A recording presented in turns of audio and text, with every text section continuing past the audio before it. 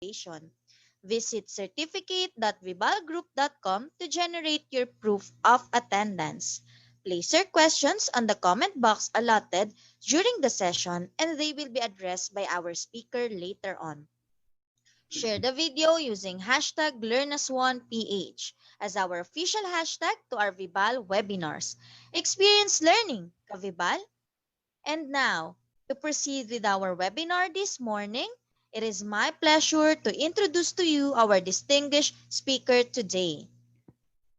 Our speaker is one scholar ng bayan. He went to different UP campuses. He graduated at UP Los Baños with the course of Bachelor of Science in Development Communication. Also got his professional education teaching English certificate at UP Visayas. He had his master's degree in education in UP Cebu and his doctor's degree in philosophy in UP Diliman.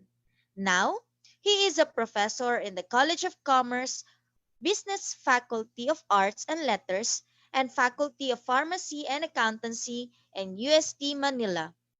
Let us all give a warm round of applause to Professor Emelito Sarmago. Thank you so much, Jillian. Thank you so much. And it's me again. And I would like to greet all those who are watching as early as now. There is already 2,000 on Facebook. And greetings also to my friends in Cebu, those batchmates of mine who are excited for today's discussion or presentation. And before I'll share my screen, thank you, Jillian. And you'll be the moderator today, Jillian, am I correct?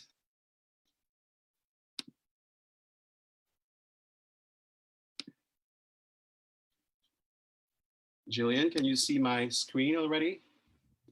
Yes, sir. Okay, thank you.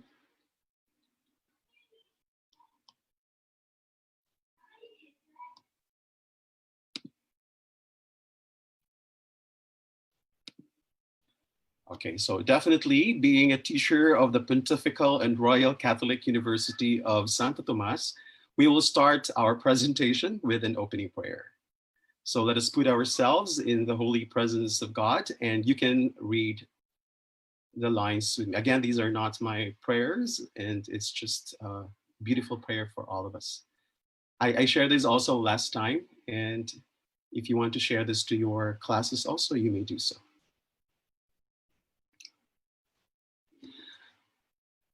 God of the universe, Lord of all time and space, you are the spirit of love and true connectivity, originator of emerging technologies and ever-evolving intelligences. You have given us both a gift and a challenge. Help us amid the endless tweets and data streams that daily saturate our consciousness. Immerse us in the power of your providence. Let it always be the well of wisdom from which we can draw meaning.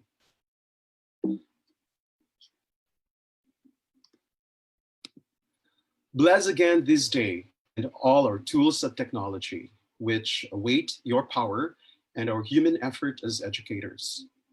Grant wisdom, understanding, and a clear sense of stewardship to us. Guide our hands, guard our clicks, that we may be your faithful servant with every key we press. Enable our humble efforts as we walk this information superhighway to bring glory to your name and blessings to your people everywhere, the life-giving energy of your spirit. Bless our heart with endless patience whenever needed. We pray for those who feel challenged in the face of technological change. Lord, we pray that technology may be the servant, not the controller of our lives. We lift this prayer through the power of your word and the life-giving energy of your spirit. Amen. Good morning once again. And Jillian, thank you for that very nice introduction. But I will be reintroducing myself, I hope you don't mind, in a more or less formal manner. Okay, my real name is Emelito, but I want you to call me Emil. Okay, Emil sounds younger. or Emil sounds modern. I'm from Cebu. My parents are from Cebu, and definitely Cebuano. So sa tanang mga namati nato karon diha sa Cebu, sa Visayas, sa Mindanao, mayong buntag o welcome sa akong 1 hour nga talk. Greetings sa lahat ng ating mga friends also from all over the country. And we are now 2.7 thousand people are viewing this video live via Facebook right now. And I'm very happy. And again, thank you, Vibal, for inviting me once again. And as I'm always saying, when Vibal is always inviting me to talk in various locations all over the country, I will be introducing always myself as an accidental teacher, in the sense that when I finished broadcast communication or broadcasting, and then suddenly I shifted gear and then moved into teaching. And from that moment on, for 20 years now, I'm proud to say that I am happy. I'm a happy teacher.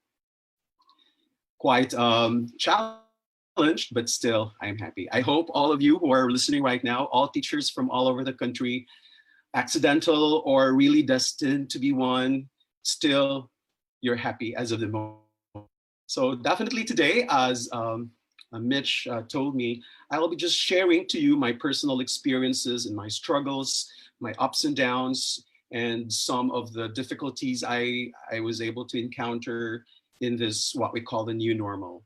But since I know you're very tired or sick and tired of listening to new normal, we can change it into better normal.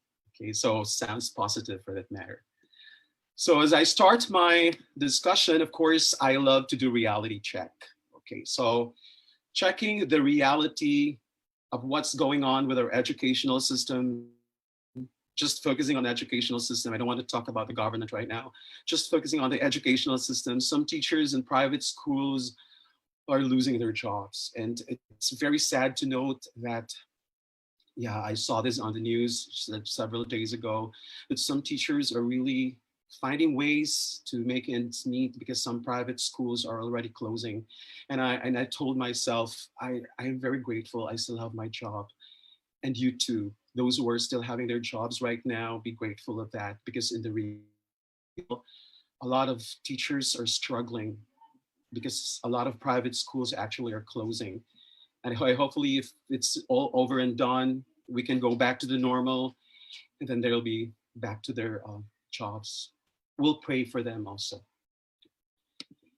And of course, our learners, some of our learners, I saw this on the news, and I also browsed this through Facebook. This very, very amazing young boy of Bohol who has to let his grandfather bring him to this mountainous part of the or the hilly part of the place in Bohol, just to get the signal, and eager and willing for the teachers to deliver the things that he's supposed to be learning for the entire day or the duration of the day. Bless the learners as well, and we pray for them. So today I will be, again, it's more of a personal experience. I don't want to talk about theories, no more theories, because I know you're sick and tired of theories already, pedagogical and so on and so forth. But today I'll be just sharing to you some of my experiences, or my personal experiences in the struggles of online learning and so on and so forth. So I'll be sharing to you some of my experiences that I've been through. We are already in our third week of enhanced online learning, online teaching in the university. So I'll be sharing to you some of the struggles that I encountered, and maybe you can learn also part of it. And also sometimes we can share notes on best experiences or best practices that we have in the university, or even yours in your chat box later on. Okay, so I call it better normal. Actually, it's not me who, I prefer to call it better normal rather than the new normal, because of so many reasons. And a lot of things happened in this better normal that I'll be very excited to share to you. Okay, since I only have 1 hour and 15 minutes, so I'll move on now to the understanding. Since I love to give a meme in my introductory, or to catch and I actually shared it in my Facebook page or in my Facebook account just a while ago. And and realizing the lessons that we can learn out of this very simple meme saying that imagine designing this most perfect Olympics logo of all time, and then they have to move it to 2021. And then we did not stop there. Me say no more. 2021. Why not? So basically, the things that we can learn out of this meme is very simple. There might be some struggles going on, but we have to do with it. And we, as a human being, Filipinos, known to be very resilient, we can overcome it. Okay, and it's going to be just a phase in our lives, and this too shall pass. Okay, I don't want to sound overly dramatic, but I want to share to you this very interesting quote from one of my favorite person in the whole world, Helen Keller. Although the world is full of suffering, it is also full of overcoming it. And I love to highlight the word overcoming because me, for example, young as I am, I'm not the really mature when it comes to the teaching profession, but still I am one of those who are very much not keen on the new technology because I'm used to doing face-to-face discussion, the lecture, the actual test making, the smell of the paper when you give, or the freshly photocopied material and then give it to your classmates and your students, and then but now no more. We cannot do that. No more photocopying, no more face-to-face. So we have to overcome it. And that's the beauty of this new normal now. So my title, actually, the complete title of my presentation today is The Technical and Practical Ways of Teaching and Learning in the Better Normal. Okay, but they cut it short in my poster, but they just ended up until teaching and learning. And of course, there is a very important note there, a personal experience. So basically, all the things that I'll be sharing today are my struggles and my pains and my heartaches and my achievements in one way or the other. Okay. So here are the objectives for today's presentation. After listening to my talk, the participants are expected to demonstrate understanding on the significant technical practices in the delivery of enhanced online learning, and of course, demonstrate understanding on the practical attributes in the delivery of the enhanced online learning. So the technical as well as the practical aspects. Access to knowledge is the supreme act of truly great civilizations. So I know you are very adamant for online learning because we are very much dependent on Wi-Fi connection. We depend our several years of teaching experiences with Wi-Fi and with internet connectivity and so on and so forth. But again, there will always be a way. It means that we have to access new knowledge. Because as teachers, we have to make sure that we can innovate, and we have to make sure that we are at pace with the technology and the new knowledge that we have to go in order for us to become better teachers. Okay, so here's my first part of my presentation, ways in teaching via educational technology. So the case of the University of Santo Tomas. So I'm just focusing on certain cases that I have based on what we are actually encountering in the university. And all the presentations will be very much related to my experience or my personal experience that I have since the first time the university is telling us that it's about time for us to go online. But a lot of teachers are not taking it seriously. But now we have no choice. The University of Santo Tomas is strictly with a policy, coming up with a policy that it has to be strictly online this semester. So it is called an enhanced learning, and we have to rely on educational technology. So just a quick reminder or just a quick look on what you've learned in various webinars that you've able to attend during the quarantine period. We define educational technology as, of course, have the study of ethical practice. So I want you to highlight that ethical practice. So basically, there should be certain moral dignity and value that we have to inculcate when we do the educational technology. And of course, it is supposed to facilitate learning in order for our learners to enhance their performance so that they can create, manage, and of course, take into account the technical or the technological processes and resources. And of course, these are the things or the new materials that we are facing, and we have to go with it. Okay, no turning back. So I'll be sharing to you the video is supposed to be, but I guess there is a problem with copyright with YouTube. So I will just be sharing to you this YouTube address or YouTube page, and then you can just click it, and then um, there is a very, very short 3 minutes or 4 minutes presentation of how UST Cloud Campus and the G Suite for Education is integrated into our learning system or into the educational technology. So today I will be getting some of the key snippets of what is it and how it's gonna be like in the educational technology.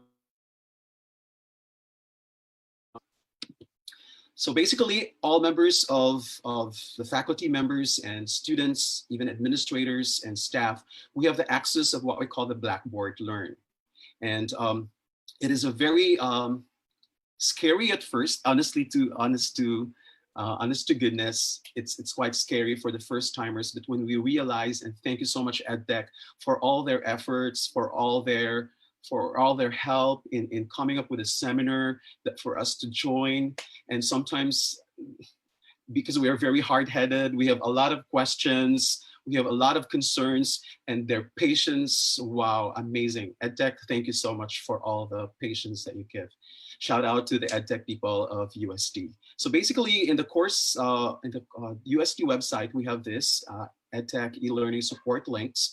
And basically today I will be enumerating to you some of the things that are embedded there, and maybe some of the ways and how we can go there, so that I can share to you one of the practices that we have using our Blackboard Learn. I know you have your own, even vibal, they have their own ways of dealing, or what we call the LMS thing there. But here I'll be just sharing to you some of the elements that we have.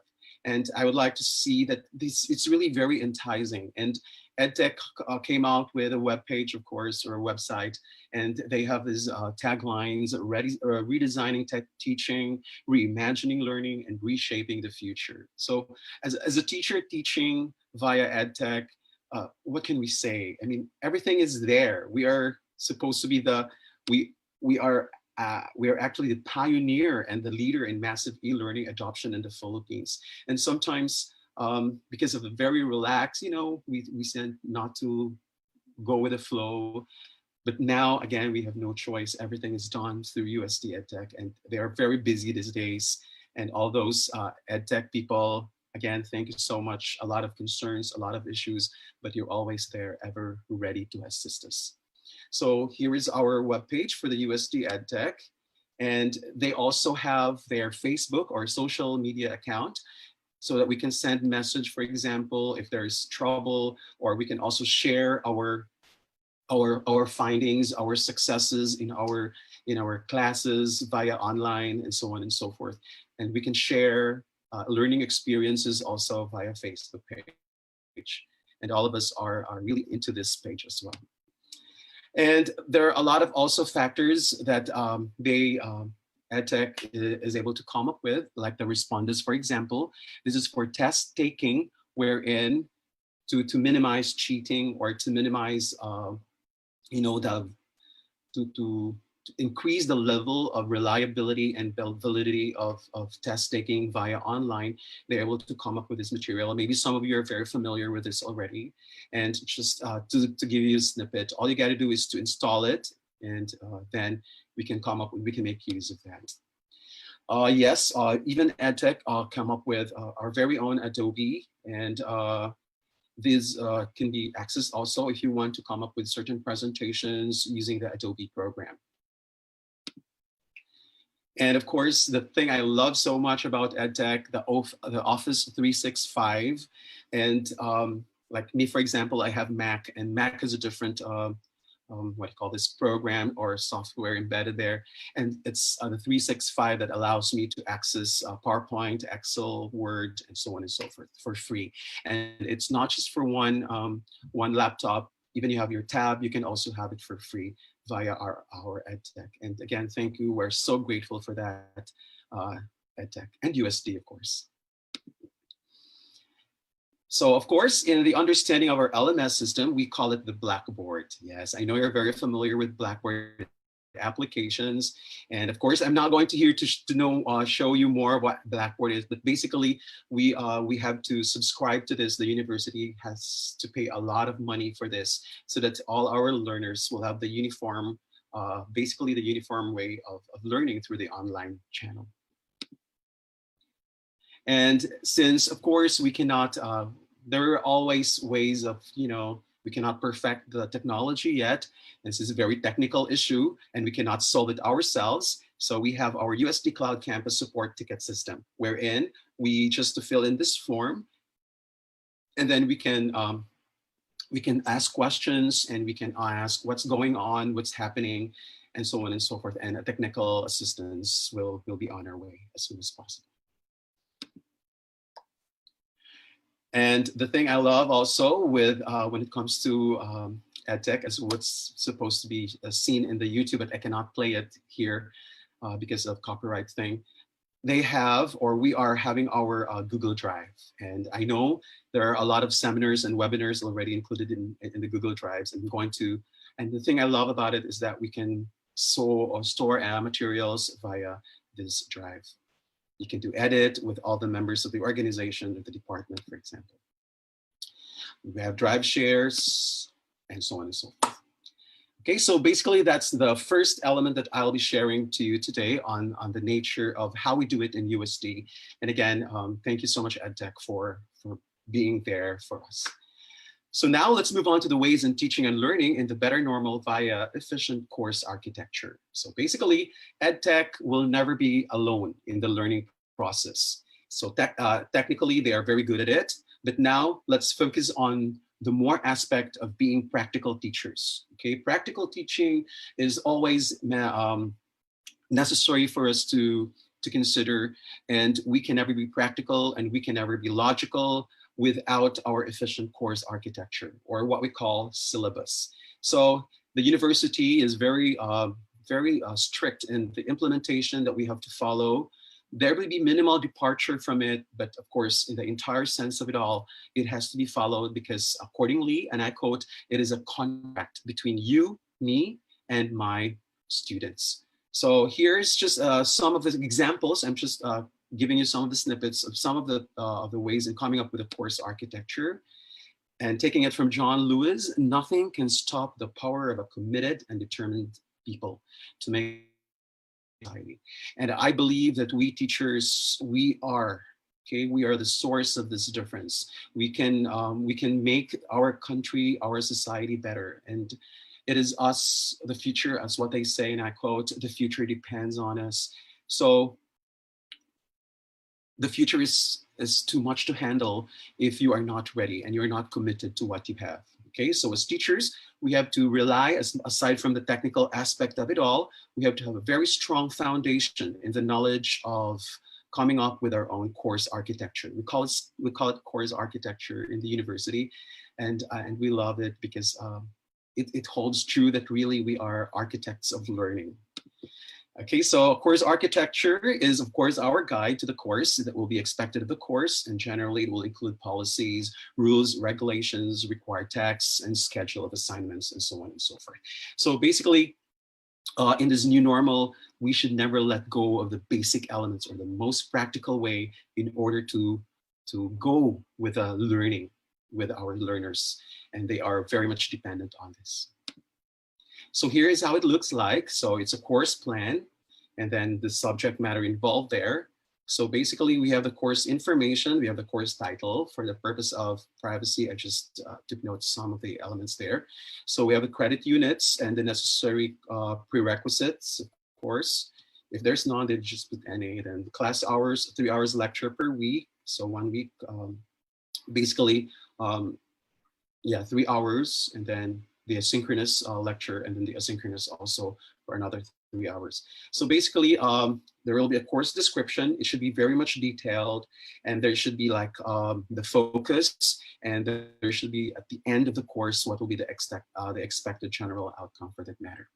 Okay, and of course we have the course intended learning outcomes. We have the silo, the pilo, and we have to know this by heart, and we have to undergo trainings and seminars on this in order for us to know how to do it and how to materialize in coming up with such course architecture. Aside from that, there should be the US division and mission to be considered in the course architecture, realizing, and so on and so forth, mission. And then, of course, our themation core values, the competence, commitment, and compassion. And of course, the THOGA, or the themation graduate attributes. They should be working hand in hand until coming up with the ILOs, or the institutional intended learning outcomes. It has to be checked properly. There is a specific office responsible in mastering and getting all the necessary information in coming up with this. Although, yeah, we teachers are the one creating this, but there is always a general body of knowledge or people who will be much responsible to double check if we're doing it right. Of course, there is also the college-based or the faculty-based vision mission of the program, educational objectives, and of course, the learning outcomes. Each college or faculty in the university will have the mission and the vision associated with the program educational objectives, and of course, what we have there, program learning outcomes. And generally, it is also very important to come up with a rationalization on what model of the instructional design are we following. This college, of which I am teaching at this semester, is really keen on the use of the ADDIE model, and it has to be explained also in the syllabus of your learners. Again, all these materials will also be given to the students even before the onset of our first day of class. They have to first before we come up with a very short orientation about the matter. So the course design and how it's being part of it all, and how it's being explained, and why it's very necessary for us to take note. Of course, we cannot have a very effective course architecture if we don't have the course alignment matrix, which has to have the codes. Yeah, the THOGA, for example, L for lifelong learning, A for A and SEA, lifelong learning for L, but elements like that, and E for excellent communicators and collaborators, effective, excellent creative, and so on and so forth. So in the understanding of the themation graduate attributes, it has to be enumerated first, then the program learning outcomes, 1, 2, 3, the PILO a while ago I was saying to you, and then the course intended learning outcomes, what are the necessary things that we are expecting of, and then the levels of emphasis, which is D, which stands for the demonstrative learning, I stands for introductory learning, and E standing for enabling. Okay, so all these elements may be crucial and very difficult sometimes, but of course we adhere to this, and this is the heart and soul of our teaching. And finally, our course architecture matrix, which is done via weekly basis, bearing the following preliminary information, such as the preliminary period, week number 1, the course content, what will be taking place in the first synchronous class, and then the ILO, and then the suggested teaching and learning activities, and then the assessment task that goes along with it, tasks that go along with it. So yes, to some point, yes, it will be very tasking, but these are very helpful in order for us to have a focus on what we're supposed to do and to really know and become really the master of content. Because as teachers, we have to be the masters of content. Okay, and that is the most practical way of being proud of who you are as a teacher. Maybe on the technical side, we are struggling, but always make sure that you are here eager and willing to show what you've got as a teacher based on your content knowledge. Okay, so the third part, we're already on the third part of our discussion. It's going to be quick, actually. So here are the ways in teaching and learning in the better normal via the learning management system. So I'll bring you now to how actually we do it in our normal day-to-day synchronous and even asynchronous classes. Okay, so just quick, and again, I'll start it with the quote from Willa Cather, which means there are, which says, and I quote, there are some things you learn best in calm and some in storm. And but still, maybe it's stormy or be it very calm, there is always a learning process. And right now, I know some of you are struggling, or a lot of us are struggling in this new storm we call online learning. But again, just relax, take it easy. Everything will be just fine as long as you're focused on what you're doing. Okay? There will be some hesitations at first, and always remember to ask help. There is always help available. Okay? So a learning management system, just a quick review, is a software application for the administration, documentation, tracking, reporting, automation, and delivery of educational courses, training programs, or learning and development programs for that matter. So be aware of that. You have a very good grasp of this, and you have to make sure that you're able to come up with the best LMS, the best workable LMS for you in your situation. And a lot of us might be having a different type of it, but as long as it will work, whatever is best, then go for it. Okay, so basically every time I go to my classes, and you will see, and I will see this. Okay, the first thing that I have to see on the right, the left side, starting with the UST Cloud Campus, and then me, my name, and I feel happy to see my name there, telling me, as if telling me that you are, okay, you are the captain of the ship, and you have to bring your students to the actual place that they have to be and they have to go. Okay, so from that first slide alone, my first personal data, I can change the picture whenever I want to and change it into, although it's advisable to have our picture or really image, but we are free actually to put anything there. It could be Jose Rizal, it could be a caricature, and so on and so forth. But as long as there is a name and of course the email ad so that students can easily access this for that matter. And then afterwards, after that first page, we all are going to have the activity stream. And in the activity stream, it is our way, or it is EdTech's way of checking if we're actually doing what is supposed to be in our course architecture. And also us to take note on what are the things that we do actually. Like for example, 22 hours ago, based on this material, submission of the reaction paper and the proposed advocacy topic has already been mentioned in the acknowledgement and so on and so forth. Okay, next, afterwards, we move on to courses. Oh, wait, where's the courses? There, that's the courses. And then courses, of course, will generate information or knowledge.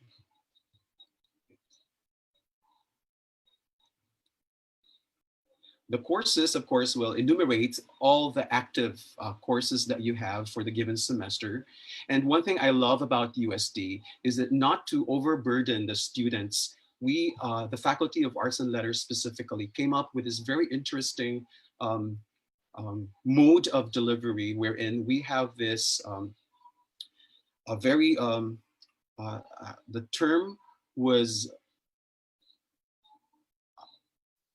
like instead of the entire semester, we have it into two terms wherein three sections will be taken care in the first half, and then three others will be taken in the other half of the semester. So basically, the other it's going to be like lessening the amount of subjects that they have to take in a given semester for that matter, which is for me is a very good, although struggle to us, especially if it's you know. Very, very close scheduled discussion. So we have to rely much, but at least for the students, it's also very good for them. Okay, so we have the calendar also, then also messages, they can message me, and then the grade system or the grades, and then the tools, the Google Drive, which I'll discuss later on, and so on and so forth. Okay, so basically, that's it. This is some of the elements that I will be undergoing right now. Like, since they're not able to submit it yet, this is the course content, and we have discussion boards. Then I can even come up with a new discussion, and all you got to do is to make sure that the setting is there, and then type whatever you want to discuss to them. And then, what else? grade book. We also have the grade book. Yeah, and then messages again. And then we can also do course analytics on whatever they done in some of the major requirements for the course. And then example of content settings for message board. Then here's the list of students if I want to check the attendance. Yeah, and then I can actually come up with the groupings. They can allow that. Of course, attendance checking is necessary. I can make announcements, very important. I can even store question bank or questions in the question banks. Yeah. And basically, yeah, if I want to go to the collaboration, which is the next thing, I can also do that. Okay, so just a quick recall that everything is going to be very easy.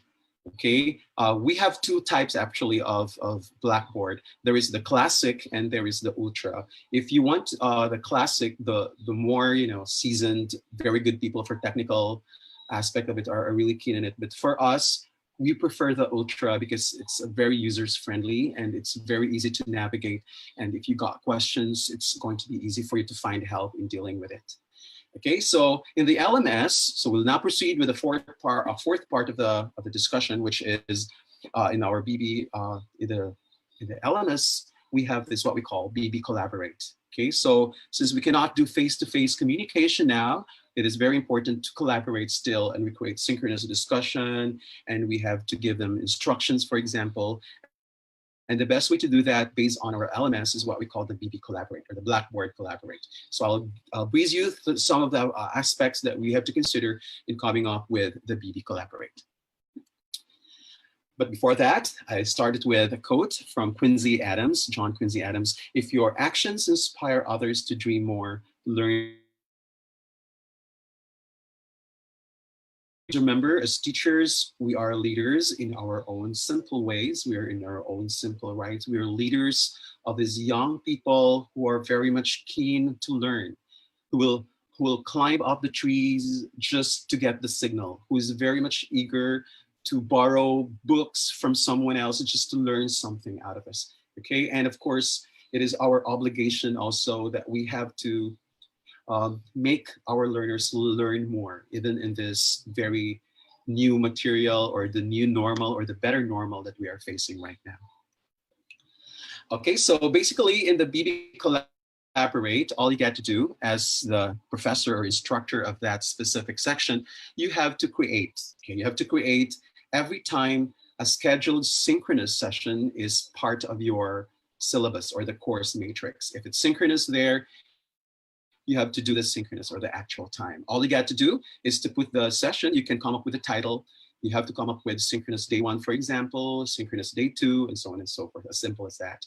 And then you have to fill in necessary information with a guest access, of course, starting and then the ending. And all these elements must be realized, then we can move on to the next, which is you can go and proceed to the actual situation or the actual milieu of the Blackboard page. Okay, and you can see there certain materials that you have to deal with. Don't be very conscious. Again, you are the boss, and you have to, not really the boss, but you are the captain of the ship, and you have to show confidence. Okay, even in the first time I was using this Collaborate, I know some students are very good at this already. Just act naturally, okay, as if you're very prepared for this. And sometimes when troubles would come, then you can put it in a more humorous manner and then just go with the flow and so on and so forth. Okay, so they will welcome us. And then you have your, on the left part of the BB Collab, you have your menu bar over there. If you want to record your material, you can start recording. What's the advantage of recording is that your students can go back to the lecture that you made at their own free time. Maybe sometimes they're lost along the way in your explanation or in your discussion, and then they can actually do that. Okay, and they can also report an issue if there are certain students who cannot get through Blackboard, maybe because of their Wi-Fi connectivity or even saturation of Blackboard. Still, you can still report the issue because that would be the basis on why they're late in coming or joining or they're absent on the entire day. And then tell about collaborate, and then Blackboard collaborate help, and of course the privacy policy that we have to consider. Okay, so then you can have the chat capabilities. Okay,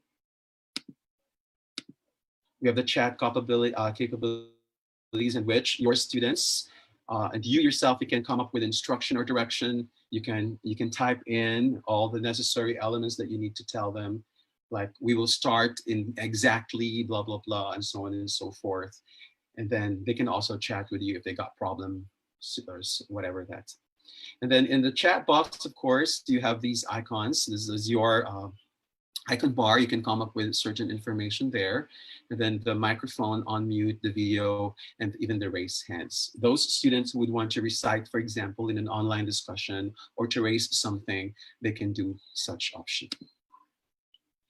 And of course, when you are doing your collaborate, you have to come up with the following menu. And more often than not, we are actually using the share files, wherein we can put our PowerPoint presentation via PDF format or even PPT format or even Google for the online format. Then you can also do that. And other breakout groups if you want to do interaction activities in your BB Collab. And of course, yeah, that's the way to add files. Then you can come up with, of course, the audio and video settings, just like many of like Google Meets and so on and so forth. So if you're actually doing your online session now, then you can come up with these tools on the upper left part of your screen, wherein you can put arrow if you want to highlight certain keywords. If you want to write something, you can have pencil and you can have text actually, and you can erase everything in a short while. So basically, it's nothing to be afraid of. At first, maybe I'm petrified, I'm afraid, but when you realize and when you get the hang of it, you are really enjoying it. And sometimes, not really sometimes, but just hoping and praying that hopefully this will be the new and better normal, that we don't have to go to school and we don't have to go to the faculty room. But again, I miss the faculty room, so we have to go to school, even after the pandemic. And a lot of my friends and my co-teachers, they say that I prefer online teaching now. It's very good, it's very relaxed, and so on and so forth. Then when you go out of after the, if you want to leave the chat room, then you will be addressed to here. You can submit, you can answer this, or you can skip this material for the BB people or for the EdTech people to know how well they're able to have this material. Then thank you for that matter. Okay. And now let's move on to the fifth part. Are you still with me, Jillian? Kailangan yata ng intermission number nito, Yes Jillian. po, sir. Kailangan mo ng song number. Are they still with us? We are now Yes having po, sir. 3.3 thousand, and people are greeting from all over the country. Still watching. Thank you so much, Vanessa, for you're still watching. Good morning, watching from Opong, Leyte. Wow. Tikman na tayo. Okay. How many minutes left for me, Jillian? May time pa ba? Yes, sir. It's Gloria just said, 10:44 po. Okay, 10:44. I still have 20 minutes more. Yeah, let's make this session interactive. And then, good morning, Learners One from Jennifer. Saan ba sila? Yes, sir. We are listening from Brenda, Eva. Thank you, Maria, Ma'am Brenda. Watching from Puerto Princesa City. Wow. Thank you. Thank you, Sir Dao. Thank you so much. And vibal from Nati. Thank you, Ma'am Nati. Thank you, sir, for sharing your, yeah, okay. Thank you, Miriam. From Dipolog. Okay, so thank you so much. Keep on coming up your text. And if you want to come up with a question again, don't hesitate to ask questions later, okay?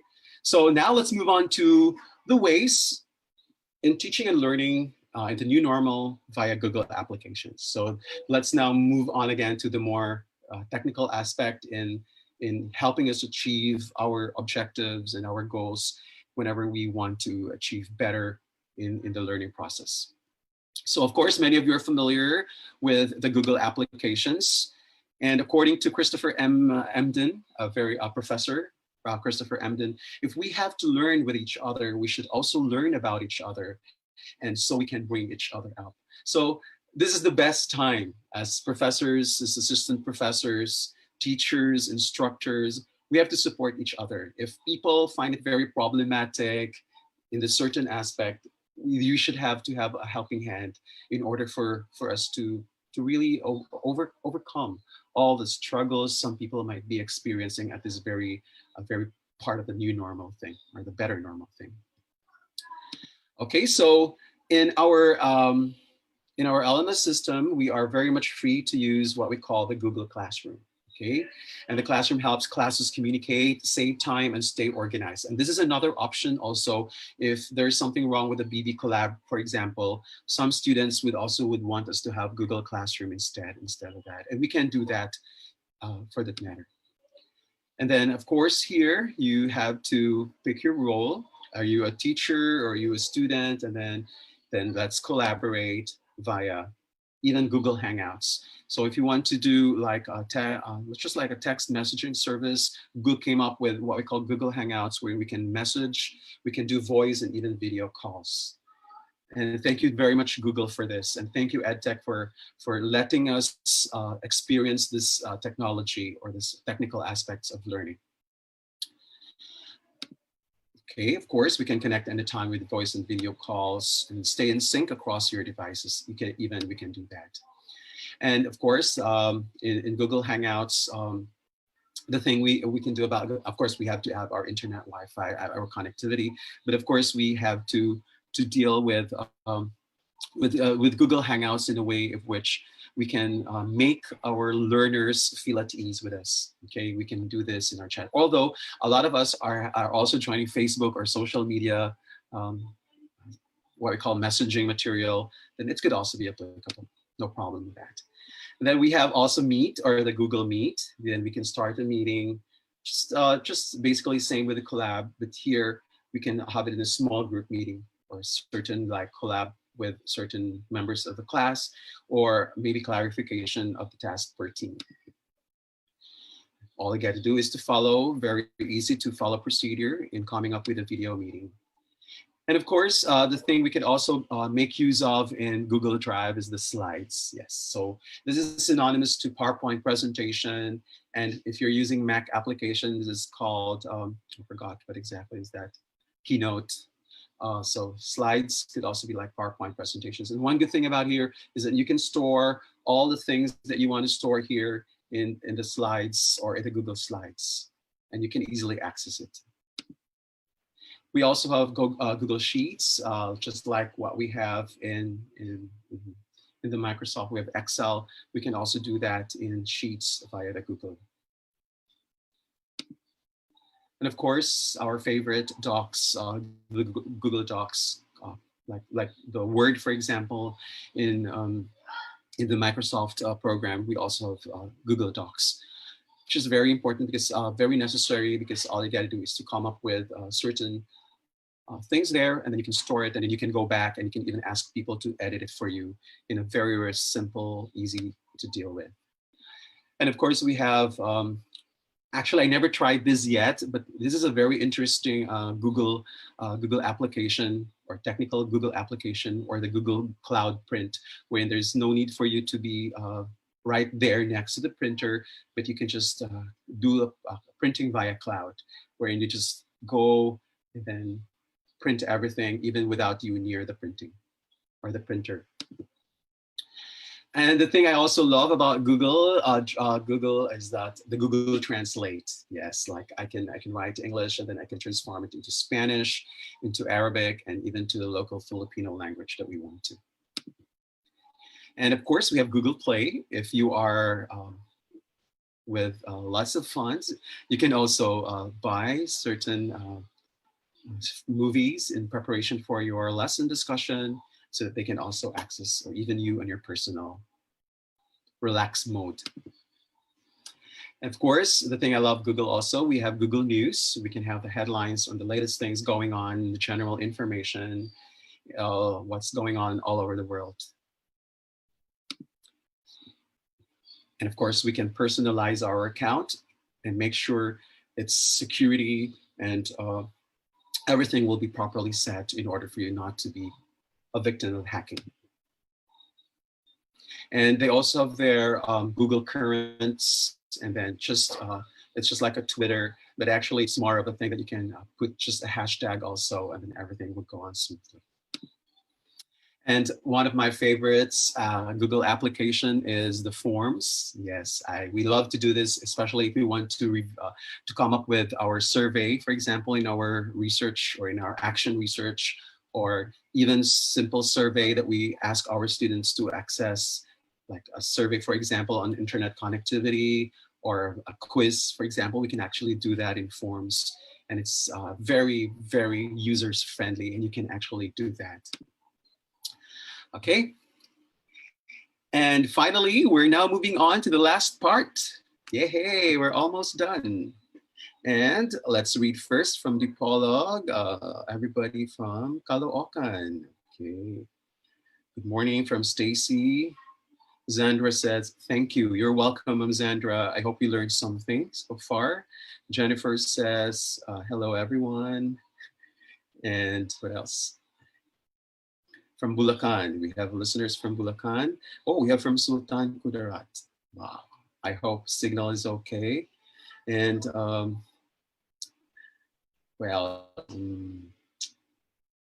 Rosalie is still watching. Thank you, Ma'am Rosalie. You're still watching and still watching, according to Ma'am Ruby. Okay, so next, in my personal experience, we'll now move on to some of the facets in dealing with the games, or what we call our open educational resources. Okay, so as teachers, never ever lose hope, because everything is available there. All you got to do is to have very good Wi-Fi connectivity, aside from that. And you have to come up with a very good, wide, vivid imagination and come up with an understanding on where to go. And all you get to do is to just type in open educational resources. So what are open educational resources? These are materials for teaching or learning that are either in the public domain or have been released under a license that allows you to freely use it, to change even, and even to share it with others. Okay, so open educational resources. This is I attended a very, very interesting seminar on open educational resources via the Department of Information and Communication Technology. And the speakers are from the University of the Philippines, Open University. And they are able to come up with a list of open educational resources that you can use. So if you want to do that, you can also check out the webpage of the ICT. They got very interesting webinars, and I'm very happy that the ICT is coming up with such noble thing that they have to do for us teachers and for all those who are reliant with technology. Okay, so open educational resources, there are a lot of categories, but here I am just going to focus on one to save time, since I have very limited time already, and I guess only have 10 minutes left for me. So I will be just focusing on one thing that students really love and teachers would also very keen in doing, because it's very easy to do. Just follow the steps and you can never go wrong. But before that, I have this quote from Louisa May Alcott. I am not afraid of storms, for I am learning how to sail my ship. Okay, so always remember that technology is one way to be very practical teachers. And the technology will make us feel practical in a way, because everything is available. As long as you have your skill, how to research or how to go to the correct source of information, then everything will be just fine. And the storms will be calmed down, and everything will be very fine. Okay. And of course, as teachers, we should never get rid of our curiosity. Okay. Curiosity, according to Samuel Johnson, curiosity is in great and generous minds the first passion and the last. So we have to start being curious, and we have to end our profession of being curious still.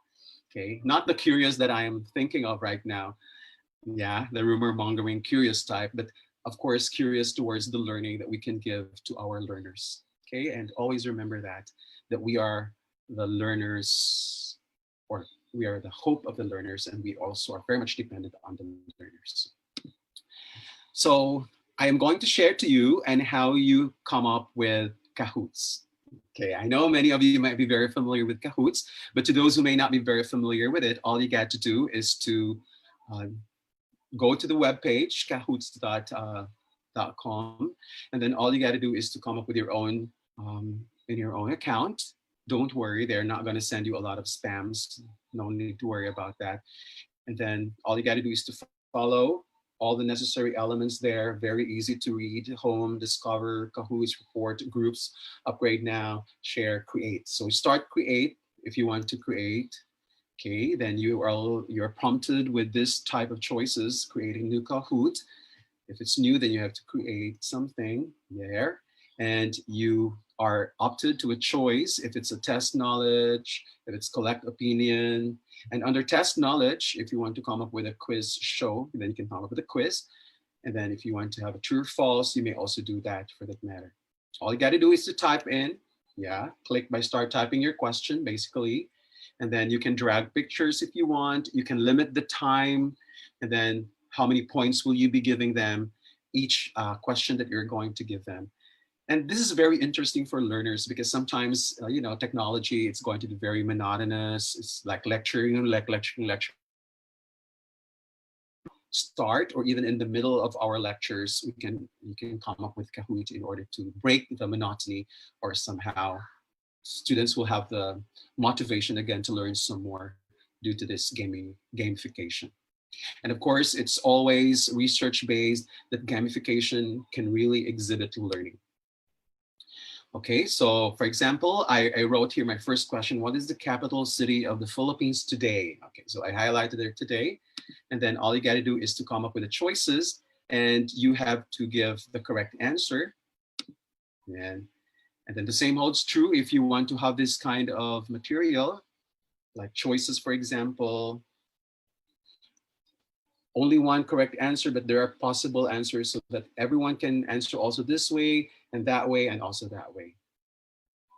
And then you can add finishing touches, like the title of the quiz. This is pop quiz number 1, the general information quiz. And then you can save it to drafts, or you can actually give it to them as part of your lecture discussion for that day. So, and it will look like this, and then question number, and then how many answered this, and so on and so forth. Question number 2, for example, then question number 10.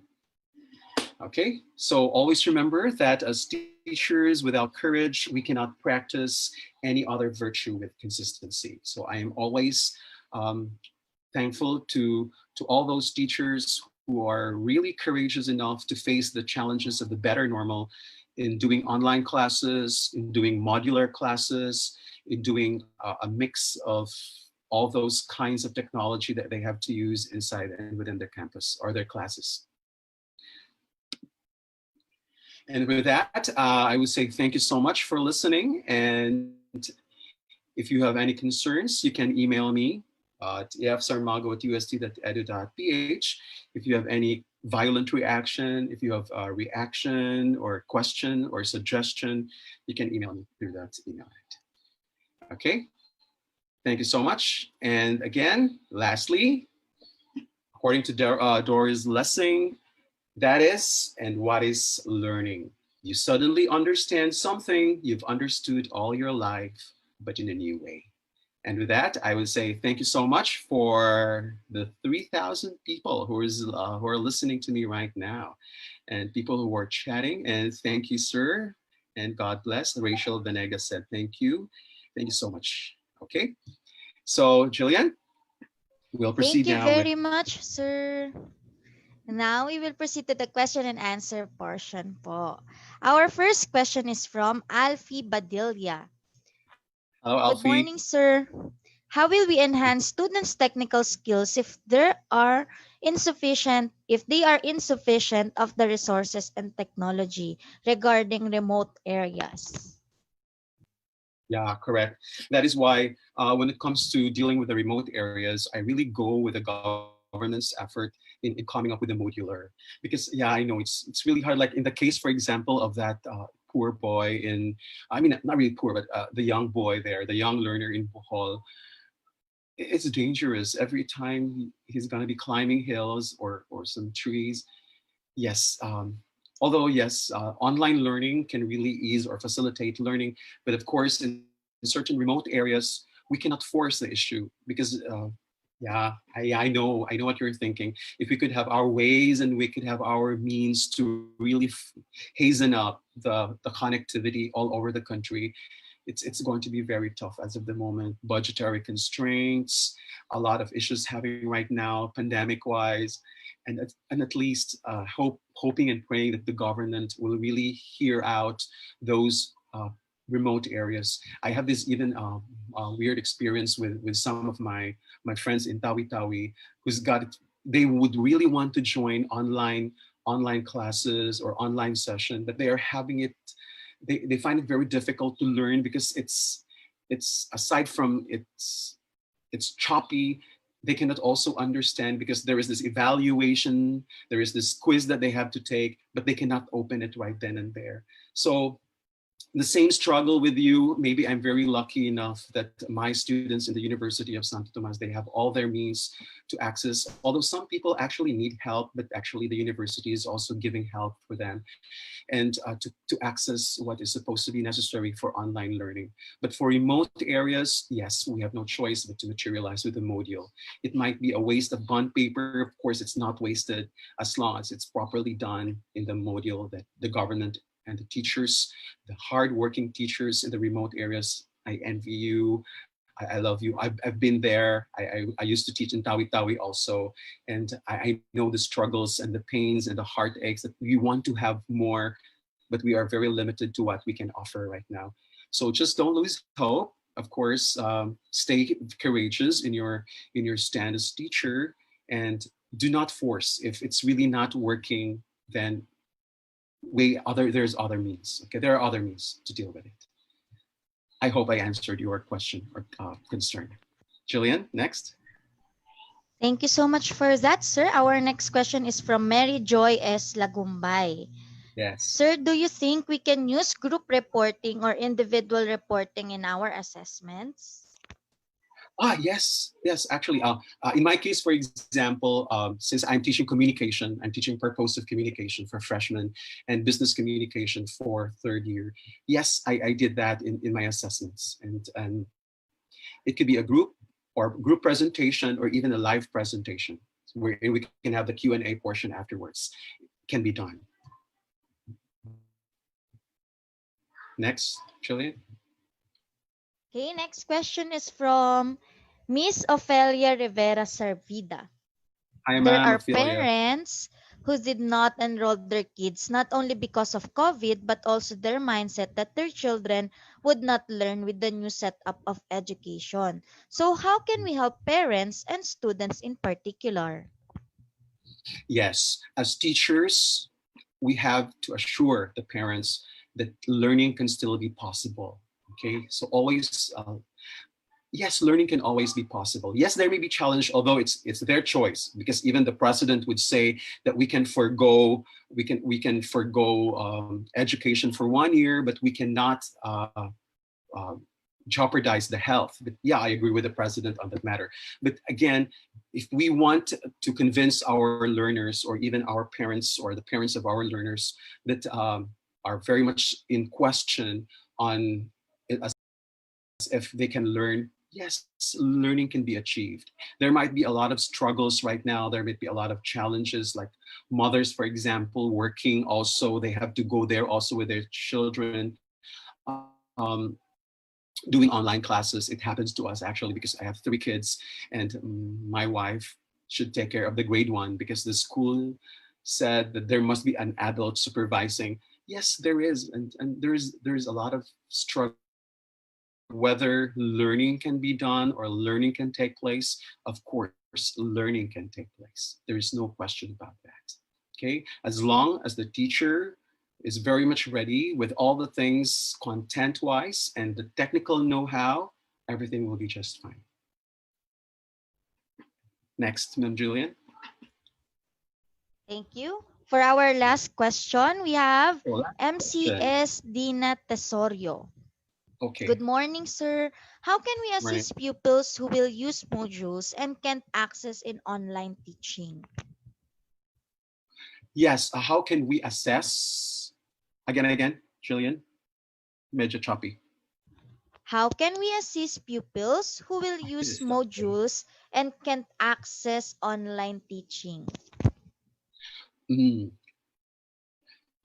I'm not very certain of how DepEd will do this, although a lot of concerns actually towards the teacher, because I know if it's going to be modular, teachers in the government sector will have to do house to house. But in my case, for example, in my son's case, for example, we have an option for modular, but this time all we get to do is to just deliver everything towards the school. And there's no online, there might be online, but this is basically more an announcement, but there's basically no online teaching or face-to-face or synchronous idea there. And so I am not familiar with the government and how they do it, but I heard that teachers will do a house to house to deliver the module and then they collect the module, which also very strenuous for the teachers. And I do hope also that the government would come up with another way to deal with it, not to jeopardize the teacher's health and of course the struggle or the effort made by the teacher in going house to house for that matter. And for those who cannot really go on with online, yes, Module is the best alternative. And when we do um, modular and ideally there should be minimal online. So if we opted for module as much as possible, these people are taking modules because of their inability to do online. So stick to that paradigm or stick to that principle that if it's a modular session, everything generally will be in module. So everything, instructions, and so on and so forth, examinations will be done via module. Okay, any That's other all the concerns? questions we have for now, sir. Any last reminders to our viewers for today po?